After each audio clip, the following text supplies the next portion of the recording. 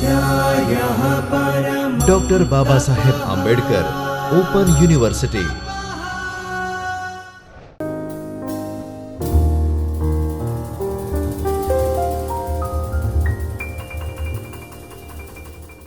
નમસ્કાર વિદ્યાર્થી મિત્રો, હું ડૉક્ટર પરેશ ચૌહાણ આપ સૌ વિદ્યાર્થી મિત્રોનો ડૉક્ટર બાબા સાહેબ આંબેડકર ઓપન યુનિવર્સિટીના ચૈતન્ય સ્ટુડિયોમાં આપ સૌ વિદ્યાર્થીઓનું સ્વાગત કરું છું. આજે આપણે પ્રથમ વર્ષ BA સમાજશાસ્ત્ર પાઠ્યક્રમ 2 ભારતમાં સમાજ એના એકમ નંબર 7 આધુનિક સમાજોમાં રાજ્ય એ વિશે ચર્ચા કરીશું. વિદ્યાર્થી મિત્રો, આધુનિક સમાજની રાજકીય વ્યવસ્થા ખૂબ જ જટિલ છે. આ વ્યવસ્થાનું સરળ વર્ણન કરવામાં સમાજ અને રાજ્યતંત્રના વિશાળ મુદ્દાઓ આવરી લેવા પડે. આ એકમ આધુનિક સમાજ અને સમાજની રાજકીય વ્યવસ્થાનું વર્ણન કરે છે. રાજકીય વ્યવસ્થા થોડાક મહત્ત્વના તત્વોનો સમાવેશ કરે છે. રાજકીય વ્યવસ્થાના આ તત્વોને સમજાવવા માટે આ એકમ રાજકીય વ્યવસ્થાની વિચારસરણી, માળખું અને કાર્ય, રાજકીય પ્રક્રિયાઓ અને કાયદેસરતાના આધારોને સારી રીતે રજૂ કરે છે. રાજકીય વ્યવસ્થાના માળખાની ચર્ચા કરતા એકમ એના વિવિધ સ્વરૂપો સમજાવે છે, જેવા કે પરંપરાગત અલ્પ જનસત્તાક, આધુનિક અલ્પ જનસત્તાક, આપનાર લોકશાહીઓ અને રાજકીય લોકશાહીઓ. રાજકીય વ્યવસ્થાના કાર્યની ચર્ચાની મુખ્ય બાબતો રાજકીય સામાજિકરણ અને ભરતી, હિત કૌશલ્ય, સંસ્થાકીય હિત સમૂહો, મંડળકીય હિત સમૂહો, બિનમંડળકીય હિત સમૂહો, એનોમિક હિત સમૂહો, હિતજ ભાવ, રાજકીય અભિવ્યક્તિ અને સરકારનું કાર્ય છે. એકમમાં પરંપરાગત સત્તા, વિભૂતિમાન સત્તા, કાનૂની બૌદ્ધિક સત્તા અને આધુનિક રાજકીય વ્યવસ્થાની કાયદેસરતાનો પણ સમાવેશ થાય છે. અંતે એકમમાં આધુનિકીકરણના સામાજિક ચિહ્નો અને રાજકીય વ્યવસ્થાના તત્વોને સંક્ષિપ્તમાં રજૂ કરે છે. વિદ્યાર્થી મિત્રો, હવે આપણે આધુનિક સમાજો, મોડર્ન સોસાયટીઝ વિશે જોઈશું. વિદ્યાર્થી મિત્રો, અહીં હું આપને આધુનિક સમાજોની રાજકીય વ્યવસ્થા અને રાજકીય પ્રક્રિયાનો પરિચય કરાવવાનું ઈચ્છું છું. આધુનિક સમાજને માથાદીઠ ઊંચી આવક, સાક્ષરતાની ઊંચી ટકાવારી, નગરીકરણ અને ઉદ્યોગીકરણ, નોંધપાત્ર ભૌગોલિક અને સામાજિક ગતિશીલતા, વ્યાપક અને ઊંડાણભર્યા લોકસંચારના માધ્યમો અને સામાજિક અને રાજકીય પ્રક્રિયાઓમાં નાગરિકોની બહોળા પ્રમાણમાં ભાગીદારી ગણાવી શકાય. કેટલાક નિષ્ણાતોએ આધુનિકીકરણના સ્તરમાં કેટલીક વધુ બાબતોનો સમાવેશ કર્યો છે, જેવા કે જીવનની ગુણવત્તાનો દર, માથાદીઠ ડૉક્ટરો, હોસ્પિટલની પથારીઓ, રસ્તાની લંબાઈઓ, વાહનોની સંખ્યા, વીજળી વપરાશનો દર વગેરેનો સમાવેશ કર્યો છે. વિદ્યાર્થી મિત્રો, આ બાબતોને ધ્યાનમાં રાખીને દેશના આધુનિકીકરણ વિશે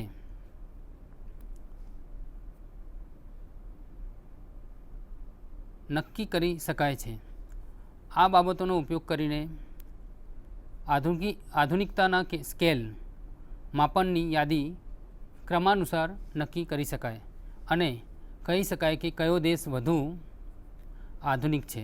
દાખલા તરીકે ભારત બાંગ્લાદેશ કરતાં વધુ આધુનિક છે. વિદ્યાર્થી મિત્રો, વિશ્વના વિકાસ પામી રહેલા દેશોમાં આધુનિકીકરણના વિચારની ભારે અસર જોવા મળે છે. જે દેશો આધુનિકીકરણની વિરુદ્ધ છે એવા પરંપરાગત દેશો, દાખલા તરીકે કેટલાક આરબ રાજ્યોએ વિવિધ ક્ષેત્રોમાં આધુનિકીકરણના તત્વો દાખલ કર્યા છે. તેઓએ પોતાના લશ્કરોને આધુનિક રીતે સજ્જ કર્યા છે અને મોટા પાયા પર ઉદ્યોગીકરણ શરૂ કર્યું છે. આદિમ સમાજોમાં પણ કેટલીક વપરાશની ચીજો આધુનિક જોવા મળે છે અને ખેતીની આધુનિક ટેકનોલોજી પણ પ્રચલિત બનવા માંડી છે. આધુનિકીકરણના સંદર્ભમાં એક બાબત ધ્યાનમાં રાખવી જોઈએ કે સમાજના એક ભાગમાં આધુનિકીકરણ થાય અને બીજા ભાગમાં એના વિના લાંબો સમય ચાલી શકે નહીં, નહીંતર સમાજ પ્રથા પર ભારે દબાણ આવે છે. દાખલા તરીકે ભારતીય અર્થતંત્રના આધુનિકીકરણને લીધે દેશના કેટલાક ભાગોમાં સંયુક્ત કુટુંબ પ્રથા તૂટવા માંડી છે. એવી જ રીતે સમાજમાં આધુનિકીકરણ આવે પછી એનો રાજકીય ઢાંચો પણ અવશ્ય પરિવર્તન પામશે.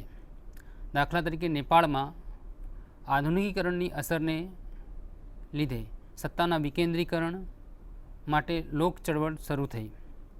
આ ચળવળે નેપાળના રાજાની વંશ પરંપરાગત સત્તાને પડકારી. આ ચળવળના ફળ સ્વરૂપે રાષ્ટ્રીય પંચાયતની રચના થઈ, જેને પરિણામે લોકોના પ્રતિનિધિઓને સારા પ્રમાણમાં સત્તા મળી. વાસ્તવમાં સર્વ સમાજોમાં આધુનિકીકરણની પ્રક્રિયાને લીધે રાજકીય વિકાસ અસર પામ્યો છે. રાજ્ય આધુનિકીકરણની અસર જોઈ શક્યું છે અને આંતરિક અને બાહ્ય સ્તરે રાજ્ય સંચાલનમાં એ ઉપયોગી સાધન બન્યું છે. બીજો મુદ્દો છે વિદ્યાર્થી મિત્રો આધુનિક સમાજોમાં રાજકીય પ્રથા, જેને અંગ્રેજીમાં કહેવાય political system in modern societies. તો આ બાબતે જોઈએ વિદ્યાર્થી મિત્રો, રાજ્ય દ્વારા જ પરંપરાગત રીતે રાજકારણનો અભ્યાસ થતો હતો. આ અર્થમાં રાજકારણ એટલે રાજ્યને કેન્દ્રમાં રાખીને થતી પ્રવૃત્તિઓનો સંકુલ. મેક્સ વેબરના મતે રાજ્ય એક માનવ સમુદાય છે જે સફળતાપૂર્વક દાવો કરે છે કે એ ચોક્કસ પ્રદેશમાં શારીરિક બળના ઉપયોગની કાયદેસરતાની ઇજારાશાહી ધરાવે છે. અર્થાત રાજકારણ એટલે સત્તા પ્રાપ્તિ માટેની મથામણ અથવા રાજ્યમાં પેટા રાજ્યો કે સમૂહોની સત્તાની વહેંચણીને અસર પહોંચાડવી. જોકે જે રાજ્ય વિહોણા છે અથવા ક્રાંતિ દ્વારા સત્તા પ્રાપ્ત કરે છે અને પોતાની ક્રિયા અને સ્થાનની કાયદેસરતા માટે મથે છે, એવા સમાજોની રાજકીય પ્રક્રિયા માટે આ વ્યાખ્યા પૂરતી નથી. એટલે માટે રાજકીય લેખકો રાજકારણનો વ્યાપક શબ્દ વાપરવાને બદલે વિવિધ એજન્સીઓ અને એના સંબંધોનો અભ્યાસ કરવા માટે રાજ્યને બદલે રાજકીય તંત્ર પ્રથા વ્યવસ્થાનો ઉપયોગ કરે છે. આ સંદર્ભમાં રાજકીય વ્યવસ્થા સમગ્ર સામાન્ય સામાજિક વ્યવસ્થાનો પેટા વિભાગ છે.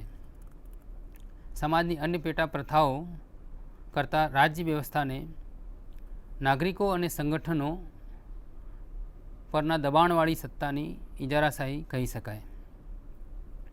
એટલે રાજકીય વ્યવસ્થા નાગરિકના સામાન્ય હિતમાં અમુક પ્રકારના વર્તન માટે દબાણ કરી શકે. આવા પ્રકારના દબાણ માટે કોઈ વાર પ્રશ્ન કરી શકાય કે એ કાયદેસર છે કે નહીં. સમગ્ર સમાજ પર વ્યક્તિ કે સમૂહ દબાણભરી સત્તા ધરાવે અને રાજ્યને સત્તાની ઇજારાશાહી હોય એ બાબત વિવાદાસ્પદ રહી છે અને રાજ્યની બે મર્યાદા સત્તાના ઉપયોગ સામે ઐચ્છિક સંસ્થાઓ પડકાર ફેંકે છે. વિદ્યાર્થી મિત્રો, આ અર્થમાં રાજ્ય વ્યવસ્થા એવી વ્યવસ્થા છે જેને રચના, કાર્ય અને વ્યવહાર જે સ્વતંત્ર સમાજ વ્યવસ્થા વ્યક્તિઓ અને સમૂહો પરના નિયંત્રણો માટે હોય છે અને જુદી જુદી રાજકીય વ્યવસ્થા વચ્ચેના વ્યવહારને પણ નિયંત્રિત કરે છે. આધુનિક રાજકીય વ્યવસ્થા વિભિન્નતાનું ઊંચું પ્રમાણ, સ્પષ્ટતા અને સરકારી કે બિનસરકારી રચનાઓના કાર્યોની ચોક્કસતા ધરાવે છે. આધુનિક રાજકીય વ્યવસ્થામાં પ્રત્યેક પેટા પ્રથા એની નિર્ધારિત ભૂમિકા ભજવે છે અને પારસ્પરિક નિયંત્રિત તંત્ર તરીકે કાર્ય કરે છે. વિવિધ સમાજોમાં આધુનિકીકરણનું સ્તર ભિન્ન હોય છે, જે આ રાજ્યોના રાજકીય વિકાસમાં પણ પ્રતિબિંબિત થાય છે. વિદ્યાર્થી મિત્રો, આપણે આધુનિક સમાજની કેટલીક ખાસિયતોની ચર્ચા કરી અને એની રાજકીય વ્યવસ્થાની લાક્ષણિકતા પણ તપાસી છે. હું આશા રાખું છું કે આધુનિક સમાજ અને રાજ્ય વ્યવસ્થાના આ વિભાગને તમે વાંચ્યો છે અને સમજ્યા છો. વિદ્યાર્થી મિત્રો, હવે આપણે ત્રીજો મુદ્દો જોઈએ, રાજકીય પ્રથાના તત્વો, જેને અંગ્રેજીમાં elements of a political system એમ કહેવાય. તો આ વિશે જોઈએ. આધુનિક સમાજની રાજકીય વ્યવસ્થા વિચારસરણી, રચના, કાર્ય, પ્રક્રિયા અને કાયદેસરતા એટલે કે માન્યતાના આધારે મુખ્યત્વે વર્ણવી શકાય. વિદ્યાર્થી મિત્રો, હવે આપણે પહેલો મુદ્દો વિચારસરણી, આઈડિયોલોજી વિશે જોઈએ. તો વિચારસરણી માન્યતા અને પ્રતીકોની ગ્રથિત પ્રથા છે, જે એના અનુયાયીઓને બૌદ્ધિક અને વિષયલક્ષી અર્થથી પર રહીને અસર કરે છે. એનામાં પોતાના અનુયાયીઓની લાગણીઓ જગાડવાની તાકાત છે. એના અનુયાયીઓ એને શ્રદ્ધાપૂર્વક અપનાવે છે. રાજકીય પ્રથા અને એના રાજકીય પક્ષોને પોતાની આગવી વિચારસરણી હોય છે, જે એના સભ્યોને રાજ્યના ધ્યેય અને સાધનો જણાવે છે. એને લીધે પક્ષના અનુયાયીઓ કોઈપણ જાતનો પ્રશ્ન ઉઠાવ્યા વિના ધ્યેયને સ્વીકારે છે અને ગમે તે જોખમો વહોરીને પણ એના સાધનો નિષ્ઠાપૂર્વક અપનાવે છે. વિચારસરણી એના ધ્યેય અને સાધનોની આંતરીકરણની કક્ષા વ્યક્તિના રાજકીય સમાજીકરણ અને પક્ષની એના સભ્યોને શિસ્તબદ્ધ બનાવવાની શક્તિ પર આધારિત છે. અર્થાત વિચારસરણી કેટલી કક્ષાએ સમજાય છે એનો આધાર વ્યક્તિ પર છે અને એ ભિન્ન રહેવાનો સંભવ છે. કેટલે અંશે પક્ષ એનું મહત્ત્વ સ્વીકારે છે એમાં એ જોવું પડે. વિચારસરણી રાજકીય, આર્થિક કે ધાર્મિક તત્વો પર આધારિત હોઈ શકે છે. કેટલીકવાર વિચારસરણીને એથનિક કે સાંસ્કૃતિક તત્વો પણ આધાર પૂરો પાડે છે. લોકશાહી રાજકીય વિચારસરણી છે, સામ્યવાદ આર્થિક વિચારસરણી છે અને મજહબી રાજ્ય થિયોક્રેસી ધાર્મિક વિચારસરણી છે. આમ છતાં કોઈપણ વિચારસરણી માત્ર એક જ બાબતમાં સમાઈ જતી નથી. રાજકારણ, અર્થતંત્ર અને ધર્મ અનેક ક્ષેત્રોમાં એકબીજામાં સંકળાઈ ગયેલા જોવા મળે છે. ખાસ કરીને વિકાસ પામી રહેલા સમાજોમાં આ ત્રણેય વચ્ચે આંતરસંબંધો ભેગા છે અને તેથી રાજકીય વિચારસરણીમાં આર્થિક અને ધાર્મિક બાબતો સમાઈ જવાની જ એવું જ આર્થિક અને રાજકીય વિચારસરણીમાં જોઈ શકાય. લોકશાહી જેવી રાજકીય વિચારસરણી પોતાના સર્વ નાગરિકોના કલ્યાણની વાત મૂકે છે, જે આર્થિક બાબત પણ છે. એવી જ રીતે અનેક ધર્મ સમુદાયો ધરાવતા સમાજમાં એ બિન સાંપ્રદાયિકતાની રજૂઆત કરે છે. સામ્યવાદ વિચારસરણીનું ઉમદા ઉદાહરણ છે, જે રાજકીય અને અન્ય ક્ષેત્રોનો સમાવેશ કરે છે. સામ્યવાદ ધર્મની વિરુદ્ધ છે અને પ્રારંભિક અવસ્થામાં આપખુદશાહી સામાજિક વ્યવસ્થા ઝંખે છે. વિદ્યાર્થી મિત્રો, આધુનિક રાજકીય પ્રક્રિયાની લાક્ષણિકતા એ છે કે રાજકીય ક્ષેત્રમાં મોટા પ્રમાણમાં બિન રાજકીય મુદ્દાઓ અને પરિબળો પ્રવેશ્યા છે. એટલે એથનિક, ધાર્મિક અને પ્રાદેશિક વિચારણાઓ ભારત સહિત વિશ્વના અનેક દેશોમાં રાજકીય પક્ષોની વિચારસરણીમાં ભારે પ્રમાણમાં જોવા મળે છે. અનેક દેશોમાં ધાર્મિક કટ્ટરવાદ વધવા માંડ્યો છે. કેટલાક રાજકીય પક્ષો હવે આતંકવાદી માર્ગો અપનાવવા માંડ્યા છે અને એ દ્વારા ત્રાસવાદ ગુજારી પોતાના ધ્યેયો હાંસલ કરવા માંડ્યા છે. વિશ્વના અનેક દેશોમાં રાજકીય પ્રક્રિયામાં આ ઢબ વધુને વધુ ઉપસી રહી છે. રાજકીય વિચારસરણીમાં કટ્ટરવાદનો ઉદય અને પોતાના ધ્યેયોને હાંસલ કરવા માટે ત્રાસવાદનો સાધન તરીકે વધી રહેલો ઉપયોગ રાજ્યના સામાજિક રાજકીય પાયાને જમીનદોસ્ત કરવાની શક્તિ ધરાવે છે અને એથી રાજકીય આધુનિકીકરણમાં આ આગાહીપણું ઘટ્યું છે. ભારતમાં ધાર્મિક કટ્ટરવાદ, દાખલા તરીકે પંજાબમાં, અને એથનિક અને ભાષાકીય ચળવળો ઉત્તર બંગાળ અને આસામના કેટલાક ભાગોમાં ત્રાસવાદી માર્ગો અપનાવે છે, જે એના લોકશાહી માળખા માટે ભારે ખતરો છે. પ્રભાવી એથનિક સમૂહોના રાજકીય અગ્રવાદીઓને પોતાની રાજકીય મહેચ્છાઓ માટે એથનિક વિચારસરણી અનુકૂળ આવી ગઈ છે. હવે ચોથો મુદ્દો જોઈએ મિત્રો, રચના અને અલ્પજન સત્તા, જેને અંગ્રેજીમાં સ્ટ્રક્ચર એન્ડ ઓલિગાર્કી કહેવાય. આ વિશે જોઈએ તો રાજ્ય વ્યવસ્થાનું બીજું તત્વ એની રચના અથવા માળખું છે. કોઈપણ સમાજનું રાજકીય માળખું ગમે ત્યારે પ્રવર્તમાન રાજકીય વિચારસરણી દ્વારા અસર પામે છે. અર્થાત સત્તાધીશની અથવા સત્તાધારી પક્ષની વિચારસરણી ત્યારબાદ એ સમાજની સામાજિક રચના, મૂલ્યો અને વિકાસના તબક્કા દ્વારા અસર પામે છે.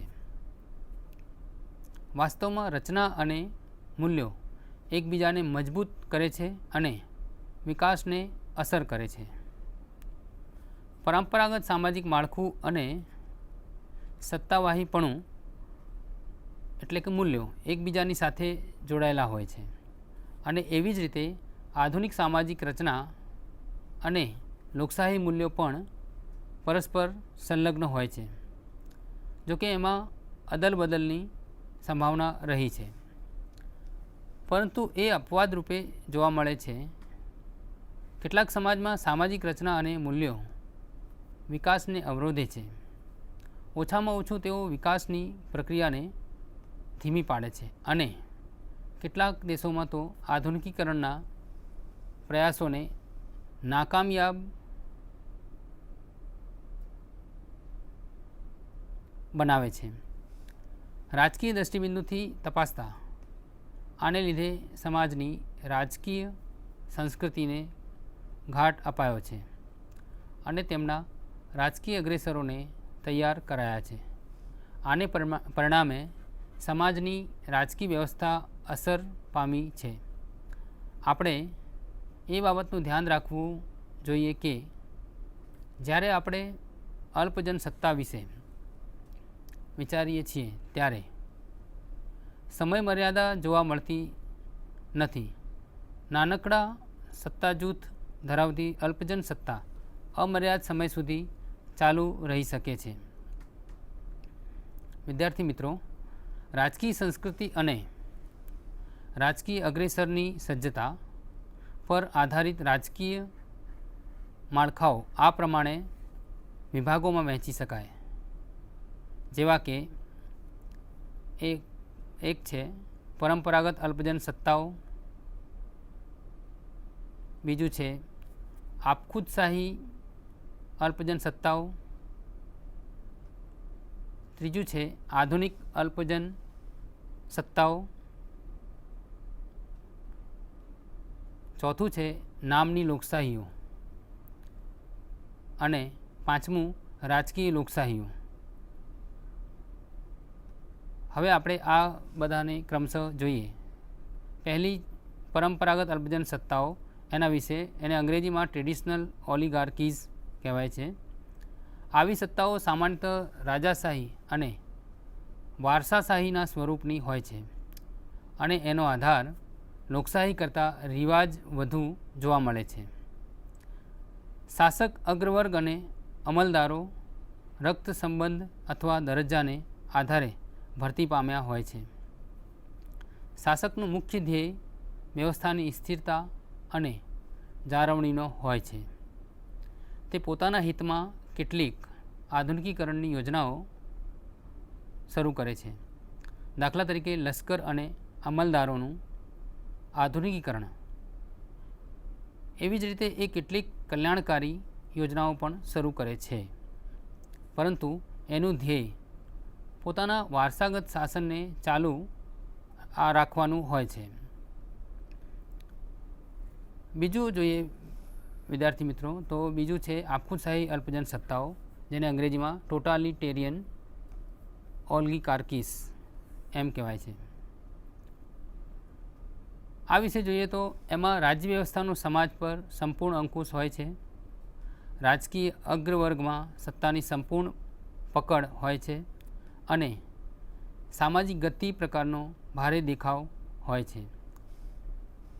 ચીન અને રશિયાનું શાસન એના દૃષ્ટાંતો હતા. એના પછીનું જોઈએ વિદ્યાર્થી મિત્રો, તો ત્રીજું છે આધુનિક અલ્પજન સત્તાઓ, જેને અંગ્રેજીમાં મોડર્નાઇઝિંગ ઓલિગાર્કીઝ કહેવાય છે. આ વિશે જોઈએ તો એમાં સત્તાધારી જૂથ અને નોકરશાહીમાં જ સઘળા રાજકીય કાર્યો કેન્દ્રિત થયેલા જોવા મળે છે. એમાં સ્પર્ધાત્મક રાજકીય પક્ષોનો અભાવ હોય છે. મંડળો અને હિત જૂથો નહિવત પ્રમાણમાં હોય છે. રાજ્ય સંચારના માધ્યમો અંકુશ ધરાવે છે. સામાન્યતઃ સત્તાધારી અગ્રવર્ગ વિકાસ અને આધુનિકીકરણને વરેલો હોય છે. આવા પ્રકારની સત્તાના દ્રષ્ટાંતો તરીકે કેટલાક લેટિન અમેરિકન રાજ્યોના ઉદાહરણ આપી શકાય છે. વિદ્યાર્થી મિત્રો, એના પછીનો મુદ્દો જોઈએ તો 4 નંબરનો નામની લોકશાહીઓ, અંગ્રેજીમાં કહેવાય ટ્યુટેલરી ડેમોક્રેસીસ. તો વિદ્યાર્થી મિત્રો, આ પ્રકારની વ્યવસ્થા લોકશાહીના ઔપચારિક ધોરણો અપનાવે છે. દાખલા તરીકે સાર્વત્રિક મતાધિકાર, મંડળની અને અભિવ્યક્તિની સ્વતંત્રતા અને લોકશાહીના રચનાત્મક સ્વરૂપો. પરંતુ કારોબારી અને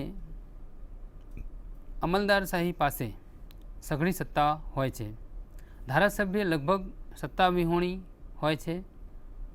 ધારાસભા લગભગ સત્તાવિહોણી હોય છે અને ન્યાયતંત્ર પણ હંમેશા દખલગીરીથી પર નથી હોતું. કારોબારી પણ લોકશાહીની સ્થાપના અમુક પ્રમાણમાં ઈચ્છે છે. એમાં એવી ધારણા હોય છે કે પ્રજા હજી લોકશાહીની પ્રક્રિયા માટે પાકટ નથી અને તેથી રાજકીય વ્યવસ્થા સામે ખતરો છે અને સ્થિરતા જોખમાશે. 1988ના અંત સુધી આવા દૃષ્ટાંત માટે પાકિસ્તાન ઉત્તમ ઉદાહરણ હતું. આના પછીનો મુદ્દો જોઈએ વિદ્યાર્થી મિત્રો, 5 નંબરનો રાજકીય લોકશાહીઓ, પોલિટિકલ ડેમોક્રેસીઝ. તો આ વ્યવસ્થાઓ સ્વાયત્ત ધારાસભા, કારોબારી અને ન્યાયતંત્ર દ્વારા કાર્ય કરે છે. એમાં રાજકીય પક્ષો અને સંચાર માધ્યમો મુક્ત અને સ્પર્ધાત્મક હોય છે. એમાં સ્વાયત્ત સમૂહો અને દબાણ સમૂહો જોવા મળે છે. એમાં ઇંગ્લેન્ડ, અમેરિકા ઉપરાંત વિકાસ પામી રહેલા દેશ તરીકે ભારતને પણ ગણાવી શકાય છે કે જે આ દિશામાં આગળ વધી રહ્યું છે. અગાઉ જોઈ ગયા અનુસાર આ 5 રાજકીય વ્યવસ્થામાં 5 રચનાઓ એકબીજા કરતાં જુદી પડે છે. માત્ર રાજકીય લોકશાહીમાં જ સરકારના 3 અંગો ધારાસભા, કારોબારી અને ન્યાયતંત્ર સ્વાયત્ત છે અને રાજકીય પક્ષો અને સંચાર માધ્યમો સ્વાયત્ત, મુક્ત અને સ્પર્ધાત્મક હોય છે. એમાં મોટાભાગના દેશોને લિખિત બંધારણ હોય છે જે આ અંગોની સત્તા અને ફરજો અંકિત કરે છે.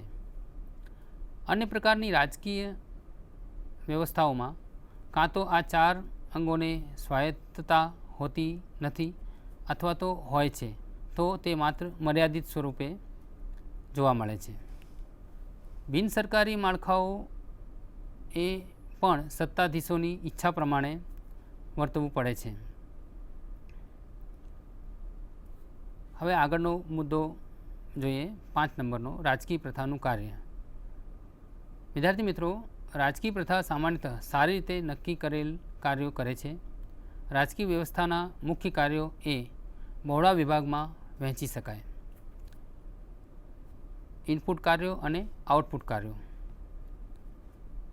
હવે વિદ્યાર્થી મિત્રો, ઇનપુટ કાર્યોમાં સમાવતા મુદ્દાઓ કયા છે એ જોઈએ તો પહેલો મુદ્દો છે એમાં રાજકીય સમાજીકરણ અને ભરતી. બીજો મુદ્દો છે હિત ગોઠવણી. ત્રીજો મુદ્દો છે હિત સાધ્યતા. ચોથો છે રાજકીય અભિવ્યક્તિ. એવી જ રીતે આઉટપુટ કાર્યોની અંદર પહેલું છે નિયમોનું ઘડતર, બીજું છે નિયમોનો અમલ, ત્રીજું છે નિયમોનું અર્થઘટન. વિદ્યાર્થી મિત્રો, વાસ્તવમાં ઇનપુટ કાર્યો બિન સરકારી પેટા પ્રથામાં અને આઉટપુટ કાર્યો સરકારી પેટા પ્રથામાં પ્રતિબિંબિત થાય છે. હવે આના અંદર આપણે મુદ્દાઓ એક પછી એક જોઈશું. એમાં પહેલો મુદ્દો છે રાજકીય સમાજીકરણ અને ભરતી, એટલે કે અંગ્રેજીમાં એને પોલિટિકલ સોશિયલાઇઝેશન એન્ડ રિક્રુટમેન્ટ કહેવાય. વિદ્યાર્થી મિત્રો, રાજકીય સમાજીકરણની પ્રક્રિયામાં વ્યક્તિનું રાજકીય સંસ્કૃતિકરણ થાય છે. આમ તો એ સામાન્ય સમાજીકરણનો ભાગ છે, પરંતુ એમાં હેતુ અને ભાર ભિન્ન હોય છે. રાજકીય સમાજીકરણ સામાન્ય સમાજીકરણ કરતાં ભિન્ન છે, કારણ કે એ મોડું શરૂ થાય છે. રાજકીય સમાજીકરણના મુખ્ય 2 તત્વો હોય છે. પહેલું છે રાજકીય વર્તનમાં સામાન્ય મૂલ્યો, ધોરણો અને રાજકીય બાબતોનો સમાવેશ, અને બીજું છે વ્યક્તિનું ચોક્કસ રાજકીય પક્ષમાં દાખલ થવું અને એને એ પક્ષની વિચારસરણીથી માહિતગાર કરવો.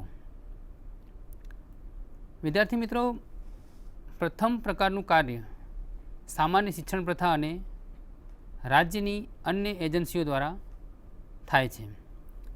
આ જ બાબત અંગે જોઈએ તો બીજું વિવિધ રાજકીય પક્ષો દ્વારા પણ થાય છે.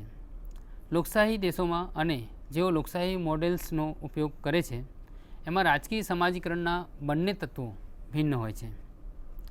પહેલાંનું ધ્યેય વ્યક્તિએ શું કરવું અને ન કરવું એની સામાન્ય સમજ વિશે હોય છે, જ્યારે બીજો રાજકીય પક્ષ અલગ હોય છે અને તેમના ધ્યેય અને સાધનો પણ જુદા હોય છે. અલ્પજન સત્તાઓમાં સમાજીકરણની એજન્સીઓ મહદઅંશે સમાન હોય છે.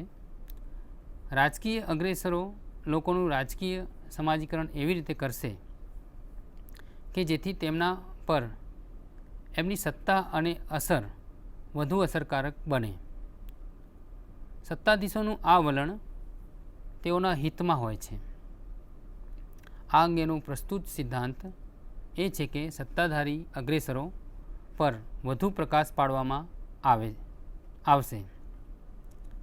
વિદ્યાર્થી મિત્રો, રાજકીય સમાજીકરણનું બીજું પાસું એવું છે જેમાં બિન રાજકીય પેટા પ્રથામાં સામાજિકરણ થાય છે, જે રાજકારણમાં વારંવાર પ્રવેશે છે. આમાં એથનિક, ધાર્મિક, ભાષાકીય અને અન્ય ચોક્કસ મંડળો અને સંગઠનોનો સમાવેશ થાય છે, જે સભ્યોની આંતરિક લાગણીઓને સ્પર્શે છે અને જેઓ રાજકારણમાં પ્રવેશે અથવા એ માટે પ્રયત્ન કરે છે, જેથી તેઓની વિચારસરણીનો અમલ થઈ શકે છે. વાસ્તવમાં તેઓ સમાજમાં સરળ રાજકીય વિકાસ માટે ખતરો છે. આમ છતાં વિશ્વભરમાં આવા લોકોનું મહત્ત્વ વધ્યું હોવાથી તેઓને એક બળ તરીકે સ્વીકારવું જ રહ્યું. આવું વિકસતા દેશોમાં વધારે પ્રમાણમાં બની રહ્યું છે, કારણ કે કુશળ રાજકારણીઓ તેઓનો ઉપયોગ જનતાની સહાનુભૂતિ પ્રાપ્ત કરવા માટે વાપરે છે. વિદ્યાર્થી મિત્રો, રાજકીય ભરતી એટલે રાજકીય ક્ષેત્રમાં અને રાજકીય ભૂમિકાઓમાં ભરતી કરવાની પ્રક્રિયા. વર્તમાન આધુનિક રાજ્ય વ્યવસ્થામાં રાજકીય પ્રક્રિયામાં સર્વ નાગરિકો સામેલ થયા હોય છે અને જો તેઓ કોઈ રાજકીય પક્ષના સક્રિય કાર્યકરો નથી તો પણ તેઓ વિધાયક રીતે રાજકીય પ્રક્રિયામાં સામેલ થવા અંગે સભાન હોય છે. અલ્પજન સત્તાવાળી રાજકીય વ્યવસ્થામાં ચૂંટણી માત્ર વિધિ બની જાય છે. આમ છતાં નાગરિકોને ચૂંટણીમાં એના બધા પરિણામો જાણતા હોવા છતાં ભાગ લેવો પડે છે. સમાજમાં બધી જ વ્યક્તિઓનું રાજકીય સમાજીકરણ થાય છે, પરંતુ રાજકીય ભૂમિકાઓ અને સત્તા મંડળોમાં અમુક જ લોકોની ભરતી થાય છે. આવું અનિવાર્ય બને છે, કારણ કે સામાન્ય સમાજીકરણમાં આવી જ ભાત ઉપસે છે. વિદ્યાર્થી મિત્રો, રાજકીય ક્ષેત્રમાં પ્રવેશવાનો સામાજિક આધાર પહોળો અને સાંકડો સંભવી શકે. આરબ રાજ્યોમાં આધાર સાંકડો પુરુષવંશી અને અલ્પજન સત્તાવાળો હોય છે, જ્યારે ભારતમાં એ પહોળો અને સ્પર્ધાત્મક હોય છે. પ્રથમ વિભાગમાં જે સામાજિક સમૂહો ઐતિહાસિક સંદર્ભમાં વર્ચસ્વવાળા છે એમાંથી જ નેતાઓની ભરતી થાય છે. ઉદાહરણ તરીકે શ્રીમંતો, ધનાઢ્ય, સામંતશાહી કુટુંબો, કોમ કે વર્ગો વગેરે. અન્ય વિભાગોમાં જેવા કે સનદી નોકરો, લશ્કરી અધિકારીઓ, વ્યવસાયી અને વેપારી સમૂહો નગર સ્થિત શિક્ષિત વર્ગમાંથી ભરતી થાય છે. પુરુષવંશી સમાજોમાં વ્યવસાયીઓ અને વેપારી, બુદ્ધિજીવીઓ અને અન્ય આધુનિક સમૂહો મુખ્યત્વે બહુ ભાગ લેતા નથી, પરંતુ આવા લોકોમાં સતત વૃદ્ધિ થતી હોય છે અને જેને પરિણામે આધુનિકીકરણ થતું હોય છે. તેથી રાજકીય મેદાનમાં તેઓ સ્પર્ધકો તરીકે અવશ્ય પ્રવેશશે. સામાજિક પરિવર્તનને લીધે આવા સમૂહો પરંપરાગત તત્વોને સાફ કરી નાખીને આગળ આવશે જ. રાજકીય ક્ષેત્રે બહોળો ફલક ધરાવતા સમાજોની લાક્ષણિકતા છે સ્પર્ધા, પરંતુ એ ખાસ કરીને નગરીય શિક્ષિત મધ્યમ વર્ગના લોકો જેઓ ચોક્કસ રાજકારણના વિસ્તારમાં ખેંચાય છે એમાં વધારો થયા કરશે. આવા જ લોકોને રાજકીય પક્ષો ભરતી કરશે. સામાજિક ગતિશીલતા સ્પર્ધાની ખાસિયત છે અને વિદ્યાર્થી મિત્રો, જે સામાજિક પરિવર્તનનો ભાગ છે એ સમતુલાને ઊંધી પાડી દેશે, જેથી રાજકારણમાં મધ્યમ વર્ગ સિવાયના લોકો પ્રવેશી શકે. આના પછીનો બીજો મુદ્દો છે હિત કૌશલ્ય, ઇન્ટરેસ્ટ આર્ટિક્યુલેશન. વિદ્યાર્થી મિત્રો, હિત સાચવણી એ રાજકીય વ્યવસ્થામાં પોતાના હિતની અભિવ્યક્તિ છે, જેથી સરકારનું ધ્યાન ખેંચી શકાય. સર્વ રાજકીય